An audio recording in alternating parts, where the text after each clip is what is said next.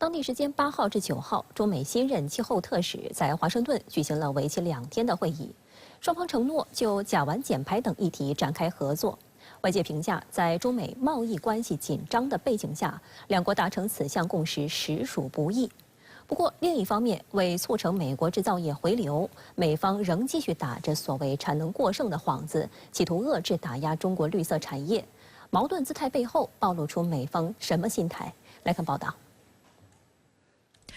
据中国生态环境部消息，当地时间8号至9号，中美在华盛顿召开21世纪20年代强化气候行动工作组会议。会议由中国气候变化事务特使刘振明和美国总统国际气候政策高级顾问约翰·波德斯塔共同主持，两国相关官员参会。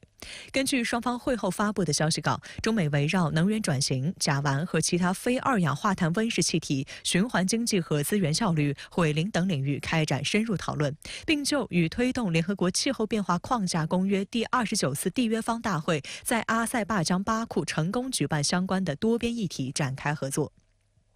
本次会议达成的一大共识是，中美承诺就甲烷减排展开合作。甲烷是全球第2大温室气体，一般在石油和天然气生产以及农业生产过程中排出，温室效应远大于二氧化碳，但在大气层中停留的时间要短暂一些。根据美方10号发表的一份会议纪要，美中两国还计划在今年11月举行的 COP29 期间举办第2届甲烷和非二氧化碳温室气体峰会。需要指出的是，这次会议是落实中美元首旧金山会晤共识的最新举措。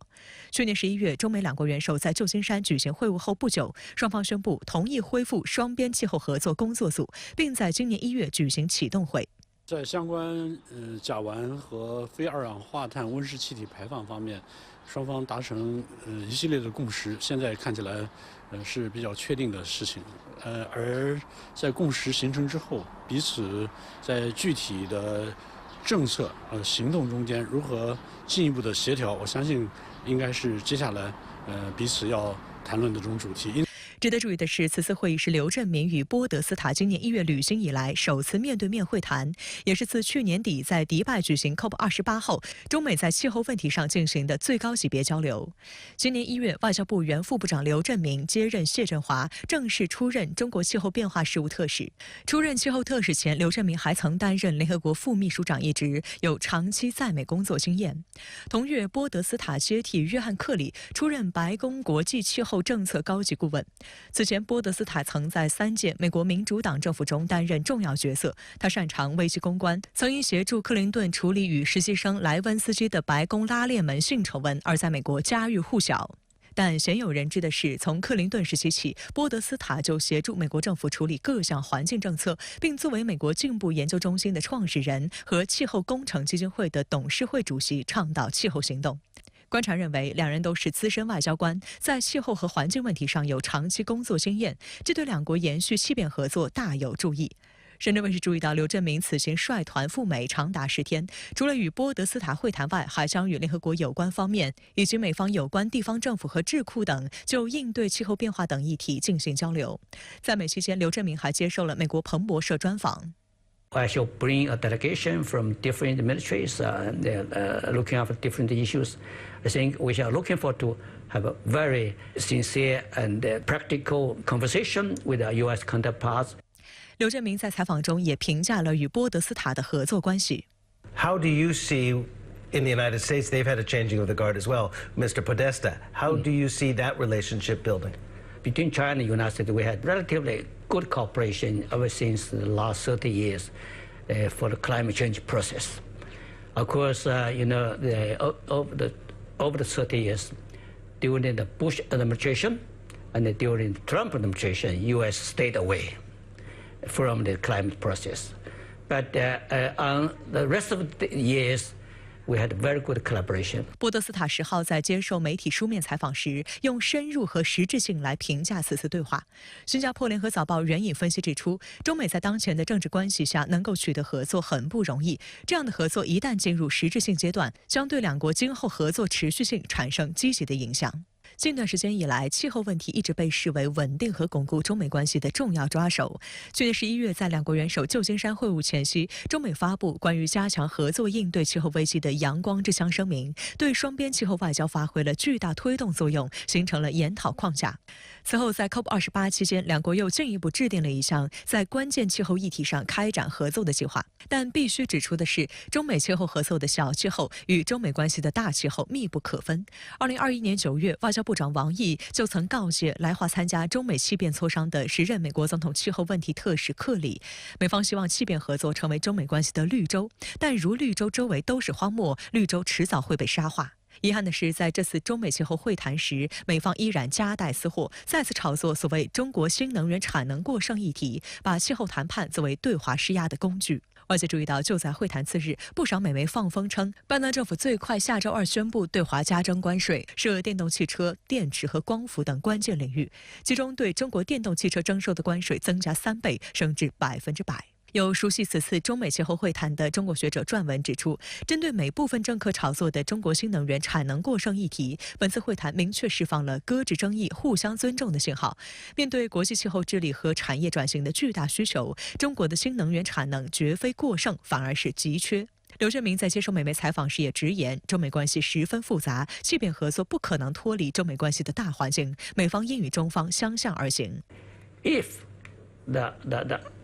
Western countries continue to insist to decouple from the imports of the China products for clean energy, it will cost the world for maybe additional $6 trillion. It means a 20% increase of the overall cost. We need to maintain the low cost. Otherwise, nobody's going to afford for this energy transition process. 实际上，美方的对抗性举措自损800，实属不智。美分析师、行业工会等警告，华盛顿挑起的所谓竞争，不仅将反伤美国经济，还可能招致中国反击。If the barriers go up, if the wall gets a little bit higher for Chinese players, do the Chinese do the same thing to US players? That's the worry, right? I mean, the retaliatory is the last thing that you need, because the reality is, given the prices of the Chinese EVs and what I've seen firsthand, it would be very tough from a competition perspective. 外交学院国际关系研究所教授李海东告诉深圳卫视记者，美国特别是民主党政府当前在对外政策中展现出混乱，一方面将应对气变视作其政策核心议题，一方面又没有放弃以气变议题来限制中国发展权利的意图，反映出的依然是美国优先的霸权心态。新能源汽车本就是一个中美双方更有效的交流合作、更针对性的应对气候变化的极佳议题，但是美方毫无疑问把它当作成了一个国内政治中捞取选举优势的一个议题，所以美方它的整体的对华政策受到美国国内不健康的政治因素的影响，这对中美关系而言是不利的。坦率地说，这对美国自身产业的更新换代迅速的完成也是不利的，损人不利己的这样的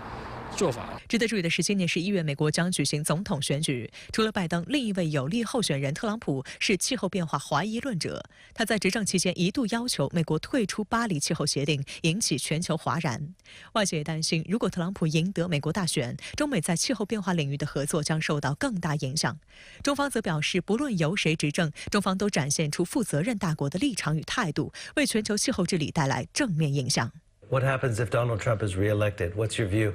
That's one of the worry in this climate change community. I definitely hope that the American people will support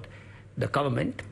to stay in the climate change process, stay in the Paris Agreement, even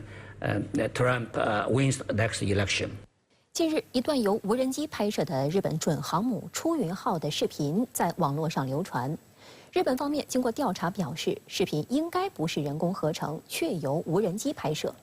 防卫相承认遭遇重大军事情侦事故。出云号停靠的横须贺海军基地周边是小型无人机禁飞空域，为何有无人机能够突破防线，拍摄到如此高清的视频？在无人机产业高速发展的时代，此事给全世界都敲响了警钟。这则在网上流传的视频总共19秒，可以看到镜头从出云号的甲板上掠过，全程畅通无阻。视频早在3月就在网络上公开。日本起初怀疑影片可能是由人工智能技术生成，但日本防卫省在分析了舰身形状、甲板上的编号以及建筑物阴影、树木、海浪等周边情况後，認定無人機從上空飛過實際拍攝的可能性較高。日本防衛大臣木原忍10號表示，將嚴肅對待調查結果。防衛関係施設に対してドローンにより危害が加えられた場合、我が国の防衛に重大な支障を生じさせかねない、ことから防衛省自衛隊としては今回の分析結果を極めて深刻に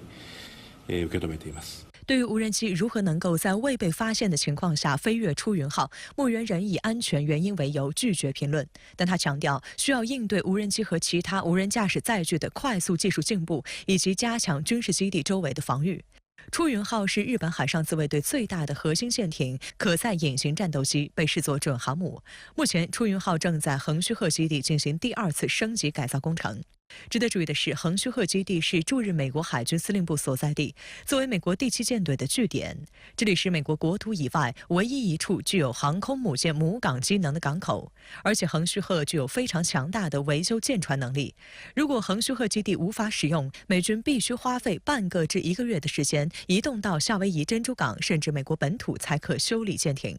当前，美国核动力航母里根号就在横须贺港检修，疑似也遭到了无人机拍摄。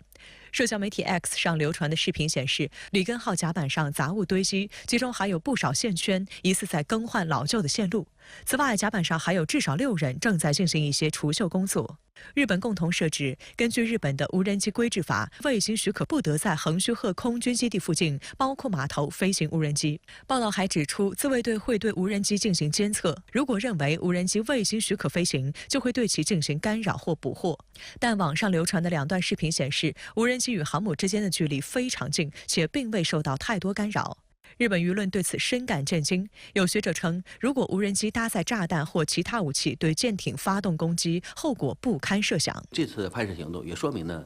目前日本的造船厂对各种无人机的发现概率相对较低，而且出云号凭借舰载武器装备，也没有办法对各类无人机的侦察行动，包括所谓带引号的观光行动进行制止，也说明目前在低空对于各类无人机的防御行动是全球难题。应对自杀式无人机已经成为现代军队必须面对的问题。近日，解放军就对此展开训练，并罕见公开了训练画面。在训练中，解放军使用了霰弹枪、补网枪、干扰枪等多种装备，对模拟的自杀式穿越机和投弹机进行了精准打击。这些装备不仅具有高度的机动性和灵活性，还能有效地干扰和摧毁无人机的攻击系统。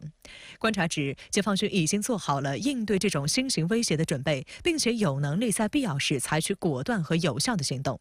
解放军目前在央视画面中已经有了进行规避或者是用拦阻网抓捕的一些特征。我想呢，随着装备的不断发展，技术的不断进步，解放军会有更多的反无人机的各种手段。自杀式无人机作为一种新型武器，具有速度快、难以追踪等特点。所谓自杀式，就是把自身当作武器对敌方目标进行打击，基本上是一种游荡式弹药。自杀式无人机可以精准打击敌方的防空雷达系统、装甲纵队、火炮阵地、弹药补给运输车队，甚至可以攻击停在机场的战机。由于造价低廉，又不会造成己方飞行人员的损失，无人机已经开始逐渐取代传统空对地支援火力中各种类型战机的角色，成为十分有效的精准打击武器。在当前的俄乌战场上，美军提供的弹簧刀无人机就发挥了巨大作用。乌克兰危机爆发后，美国陆续向乌克兰提供了多种型号的弹簧刀无人机，包括弹簧刀300型、弹簧刀600型和升级版的凤凰幽灵。其中，弹簧刀300型的电池只支持15分钟飞行，但其自重轻、体积小，可由单兵背囊携带作战，可以对10公里以内的目标进行超视距立体精确打击，威力大约相当于普通手榴弹，可供炸毁轻型装甲车。而弹簧刀600型据称可以飞40分钟，重22.7千克，主要用于打击坦克装甲车辆。凤凰幽灵则可垂直起飞，持续飞行6个多小时，有效打击中型地面装甲目标和指挥中心。不过，这款无人机的外形参数等具体信息均未对外公开。此外，还有很多可以装配小型炸弹的民用无人机，通过各种形式流入俄乌战场。分析指出，俄罗斯方面主要使用雷达防御军用无人机，用电子仪器防御商用无人机。俄军拥有电磁枪，可以射出电磁脉冲，干扰商用无人机使用 GPS 导航。俄军还使用像云哨这样的网上系统来侦察和阻截商用无人机与操作者之间的通讯。在红海，也门胡塞武装也多次使用无人设备攻击美国舰艇，美军曾多次发布公告称进行了有效防卫。不过，美国《华盛顿邮报》近日发文披露，美军几乎在用高射炮打蚊子，每一次打击都毫无性价比可言。胡塞武装使用的自杀式无人机成本最低不过$2000，但美军用以拦截的标准2导弹造价则高达210万美元，而且美国海军经常要使用2枚标准2来击毁一架无人机。海军作战部长也在国会听证会时承认，护航行动展开以来，相关军备烧钱已达10亿美元。为了应对装备白菜化导致的攻击能力严重不对称，美军也正另辟蹊径。一方面，美国正努力开创廉价武器的新赛道，包括研制为捷达姆112卫星制导滑翔炸弹加装简单喷气式发动机的减配式巡航导弹，价格十分低廉。此外，美国陆军在位于俄克拉荷马州的希尔堡美军基地设立了一所新的学校，专门培养官兵应对小型武器化无人机威胁。美国在去年10月就开启了这个庞大计划，预计每年训练1000名士兵使用反无人机防御系统。美国的盟友们也曾前往学校参观，并且共同探讨应对无人机的手段。美国防部则专门设立了联合反制小型无人机办公室，负责协调各军种应对小型无人机，并且与业界共同开发反无人机系统，并培训官兵学习使用这些新的系统。据悉，美国军方已经有10多个反无人机系统投入使用，可以快速识别无人机并展开追踪和打击。Whereas the smart shooter utilizes the 5.56 round, this is known as an electronic attack system. So the soldier is taking this here and they're pointing in the general direction of the target that they see. And then the soldier placed in operation utilize various jamming means to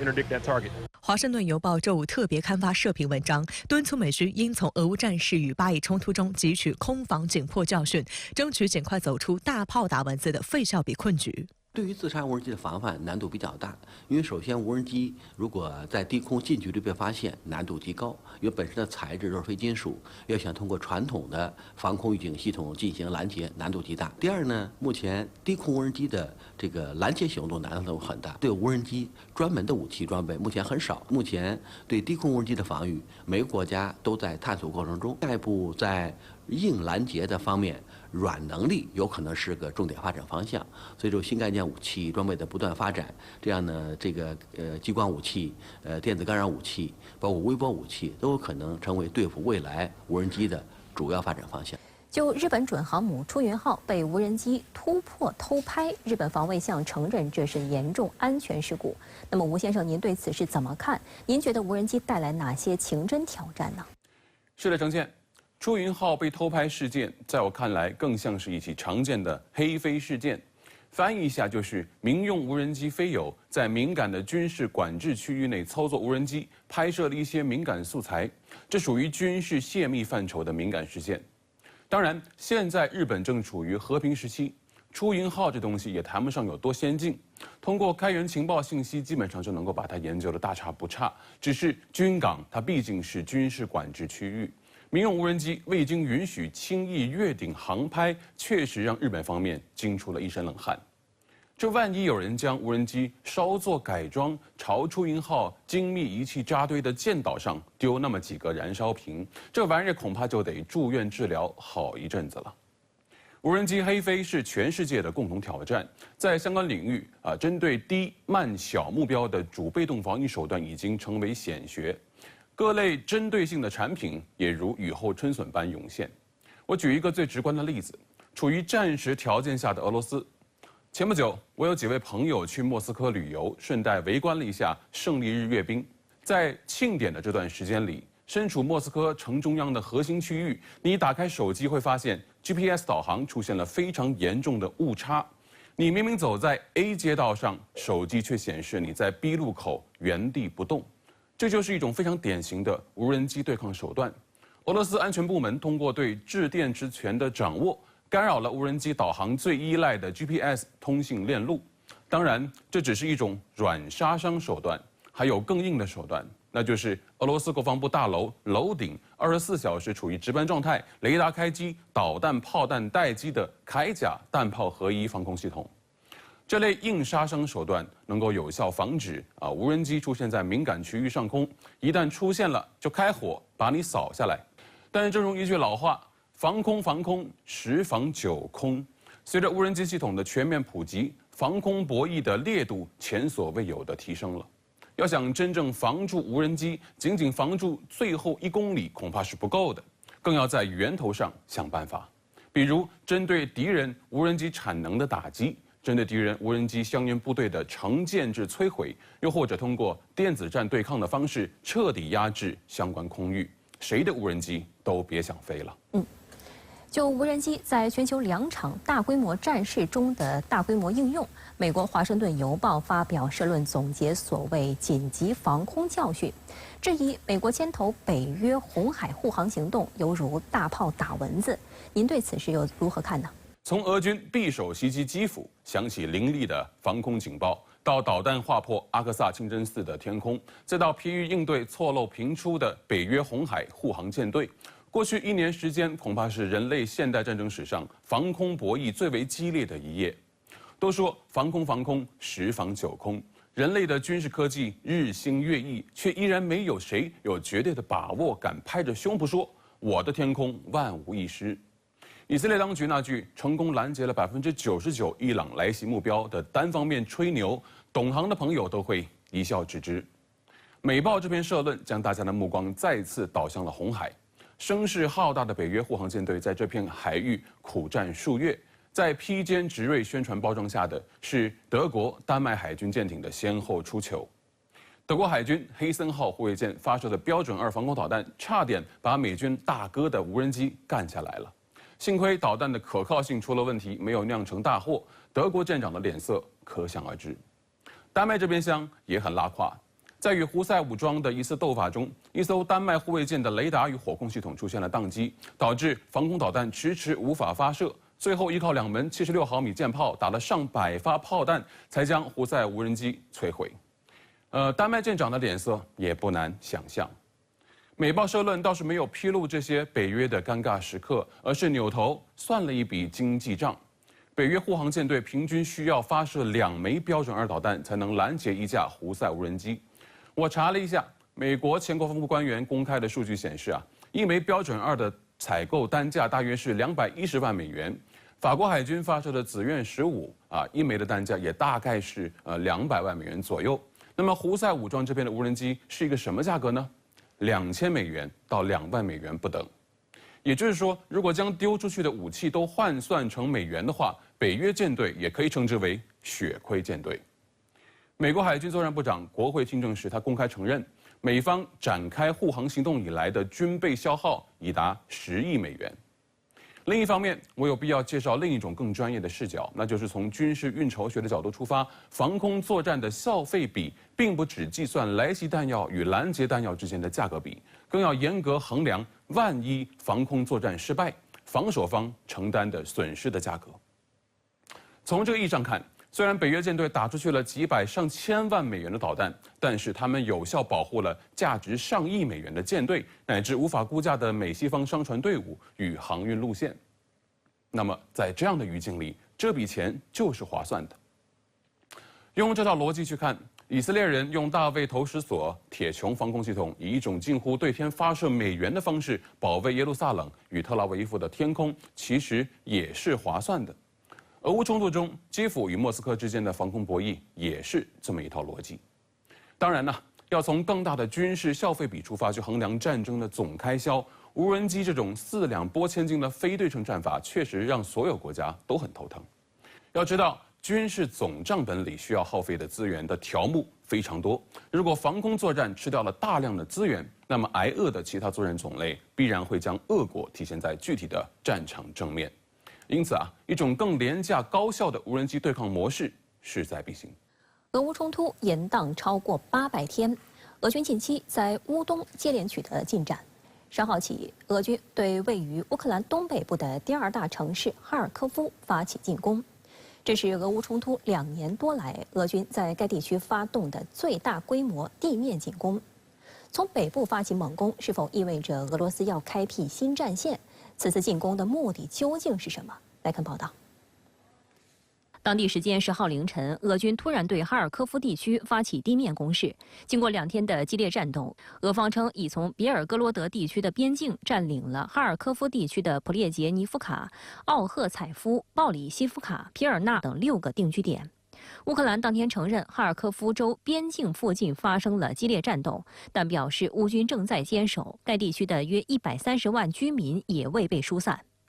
美国有线电视新闻网报道称，俄军这次大概集结了5万军队，并沿着60公里的北部边境发动攻击。这也是俄乌冲突2年多来俄军在该地区发动的最大规模地面进攻。也就是说，俄军正在2条战线并进，在东部继续发动猛攻，同时从北部又开辟第2战场。乌克兰军事情报副局长斯基比茨基对英国《经济学人》表示，俄罗斯已在北部地区的边境外集中了超过3.5万名士兵，并将在5月底或6月初派遣到乌克兰。作为应对，乌军也已经在该国北部部署了数万名军队，远离战况激烈的前线。分析指出，俄军从北部进攻可能有3个目的。有乌克兰高级军事人员研判，俄军正试图在哈尔科夫州和邻近的苏米州建立一个缓冲区。这个缓冲区离乌边境10公里左右，可以预防乌军攻击俄罗斯领土。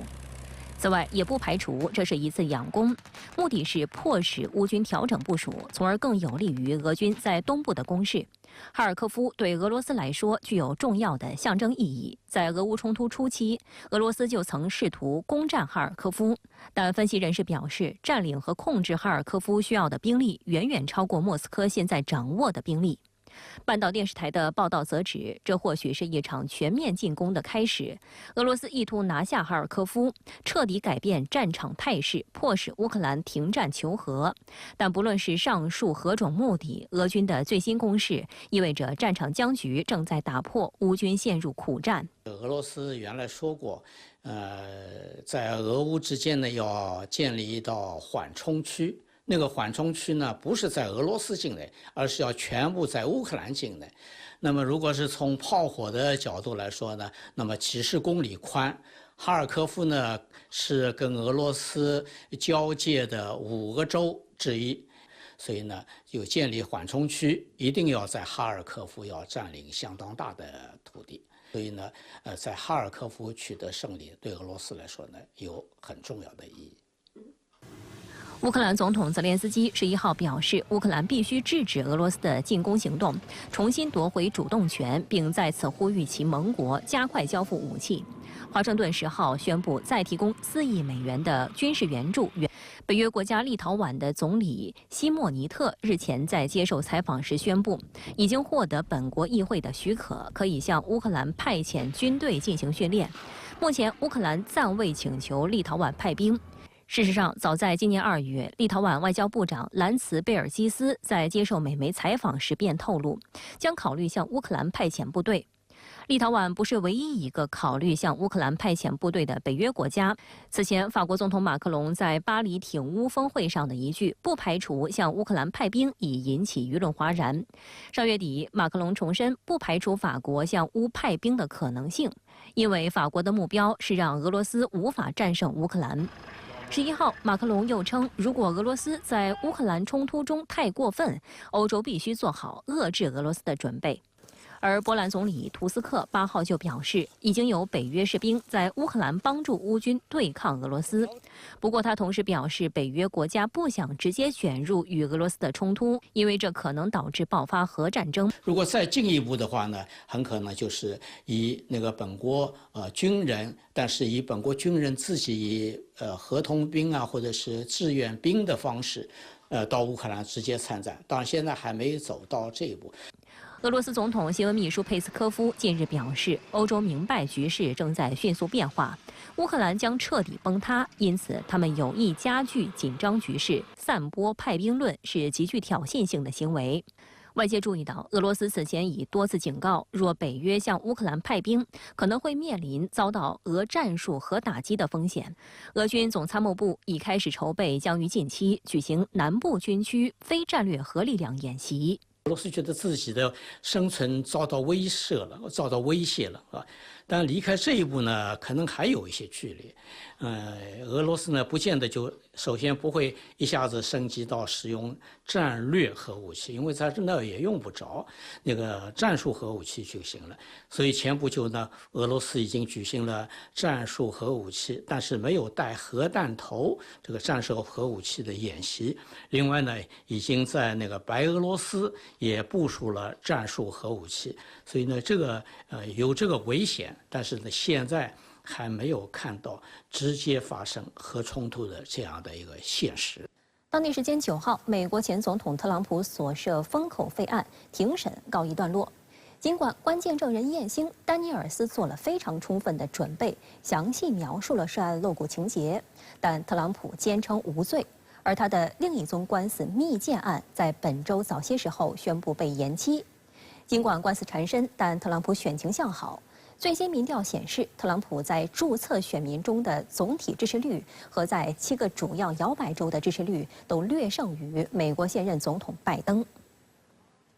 当地时间7号和9号，美成人电影演员丹尼尔斯作为特朗普封口费案中的关键证人2次出庭作证。美媒称，丹尼尔斯十分露骨地描述了他与特朗普的亲密细节，但遭到特朗普律师内切勒斯的极力反驳，坚称丹尼尔斯只是在编造故事。关键证人和律师激烈交锋后，封口费案庭审告一段落。美国媒体形容，特朗普步出法庭之后看起来心情不错，他主动回应媒体，仍称自己无罪。I want to thank my lawyers. They've done a very good job, but I'd rather thank them after it's over, as opposed to now, because we don't want them to get carried away. 去年3月，检方指控特朗普委托私人律师科恩向丹尼尔斯支付13万美元封口费，以避免桃色丑闻影响他2016年竞选总统，并伪造相关商业记录。特朗普则坚决否认所有指控，也不承认与涉案女子有染。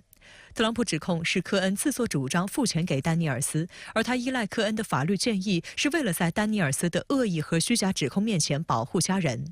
目前，这位特朗普的前私人律师还未出庭作证。特朗普此前曾对媒体表示，科恩没有勇气出庭作证。本月20号，特朗普原本还将出席另一宗密件案的庭审，但被告知无限期推迟审判日期。负责法官称，该案有大量问题需要解决，在这个节骨眼上确定审判日期不明智且违背法院职责。谈及新开庭日，法官称，解决全部预审问题后会另行决定何时开庭。美国媒体将这一结果视为特朗普的重大胜利。实际上，官司缠身并没有对特朗普的选情造成重创。一项民调显示，80%的特朗普支持者认为，即使他被定罪，也不会改变投票意向。They want to make him look bad. They want to smear his name. We need Trump back to make our country great again. 特朗普11号出席在新泽西州华尔德伍德海滩的造势活动，与数万名支持者见面。华尔德伍德位于新泽西州的第2区，该地区在2016年和2020年2次支持特朗普。有分析认为，特朗普没有在摇摆州拉票，而是来到优势较大的新泽西州，目的是向外界传递一切都好的信号。不过，为了赢得大选，家底丰厚的特朗普也不得不多处筹集资金。据《华盛顿邮报》9号报道，特朗普已向美国石油大亨们呼吁筹措10亿美元助其重返白宫。特朗普还承诺，一旦他再度执政，将立即推翻拜登推动的有关电动车风能政策，并且禁止设环保新规。与此同时，特朗普长女伊万卡的丈夫库什纳也一直在为筹款奔走。美媒称，他到处打电话鼓励选举赞助者出席特朗普在纽约举行的筹款活动。在特朗普任内，库什纳和伊万卡夫妇都担任白宫高级顾问。特朗普2021年离开白宫后，库什纳没有再涉足政治，转而成立私募股权公司。而伊万卡此前则已明确表明无意参与竞选活动，说要优先照顾家庭。美国共和党全国代表大会将于7月15号至18号在密尔沃基举行。此前，特朗普曾表示将在大会临近时宣布搭档人选。在本周的一次电话采访中，特朗普透露正在开始挑选竞选副手的选拔程序。美国轴线新闻网11号援引2位知情人士的话称，特朗普的竞选团队正积极考虑让美国前常驻联合国代表尼基·黑利成为其竞选搭档，理由是黑利的金主财力雄厚，且他的支持者是拜登正在拉拢的选民。如果特朗普能够整合黑利的票仓，将进一步拉开与拜登的差距。不过，特朗普本人很快驳斥该报道，在其社交媒体平台“真相外交”上写道：“尼基·黑利并不在副总统的考虑之列，但我祝他一切顺利。”美国全国广播公司披露，目前特朗普的各大金主正在送上他们推荐的副总统提名人选，名单上包括参议员卢比奥、众议员斯特凡尼克、前共和党总统候选人斯科特以及北达科他州州长布尔吉姆。报道还称，特朗普似乎正在有意拖延做出决定的时间，来争取每位副总统提名对象身后金主的更大支持。距离台湾地区领导人权力交接日仅不到10天，赖清德所谓就职仪式也成为岛内舆论焦点。目前，中国国民党全民代确定不出席就职仪式，还未举办，赖清德就遭冷遇，反映出什么问题？来看报道。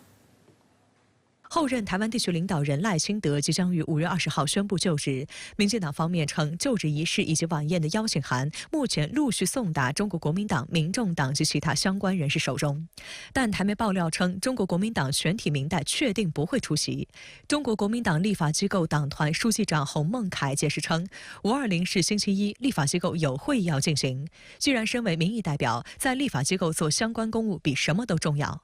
不仅如此，在台北、新北、桃园、台中、高雄、台南市长中，仅民进党籍台南市长黄伟哲及国民党籍台中市长卢秀燕确定出席，其他4人均暂未同意出席。新北市长侯友宜表示，新北市市政建设如火如荼进行中，其公务行程繁忙。高雄市长陈其迈也以公务为由拒绝。台北市长蒋万安则称有收到邀请函，但由于当天另有市政行程，不能参加。你有没有接到520就职典礼的邀请？有，我们办公室有收到。有收到，那你会去参加吗？我当天不会。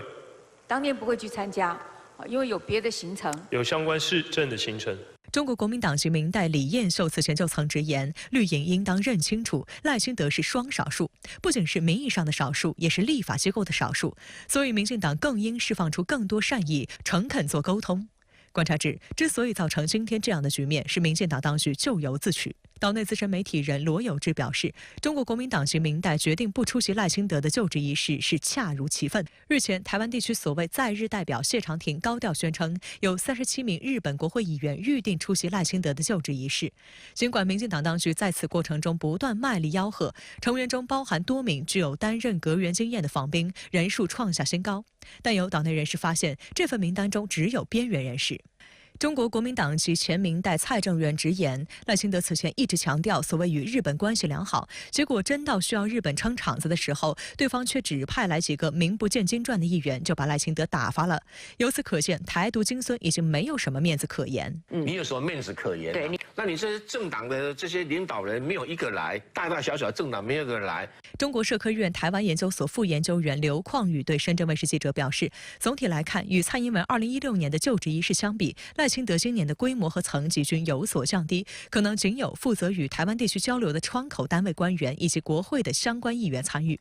值得注意的是，安倍晋三的遗孀安倍昭惠也在受邀名单中。规模是明显的是有所降低的啊，那么也是层级也是有所降低。但是我们需要去提防的是，它有可能会通过这种所谓的视频的方式啊、通话的方式，等等啊，来去进行这种擦边球式的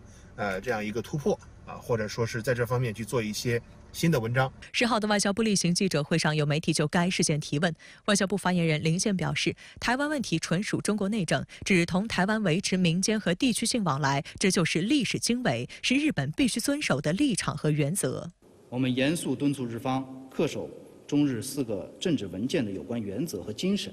以实际行动体现坚持一个中国原则的承诺，不得以任何形式纵容、支持台独分裂势力，切实维护台海和平稳定，而不是相反。我们正告民进党当局，勾连外部势力进行谋独挑衅，绝不可能得逞。出卖国家民族利益，必将遭到历史清算。值得注意的是，台媒透露，赖清德就职演说内容方向已经定稿，外界高度关注其涉两岸表述。中国国民党籍明代王宏威呼吁赖清德不要说一套做一套，盼其就任后能够在两岸观光有善意的回应。也就是说，特别是在涉及到两岸关系这个方面，那么赖清德一定是会设法讲出一些，具有一定程度的一种复杂性、迷惑性，甚至是欺骗性的这样一些论述、一些言辞，来试图蒙混过关，来试图火中取栗那么对于这一点，我们要有一个比较清醒的一个预判那么除此以外，实际上就是我们对于赖清德，除了要听其言，更多的还是要观其行。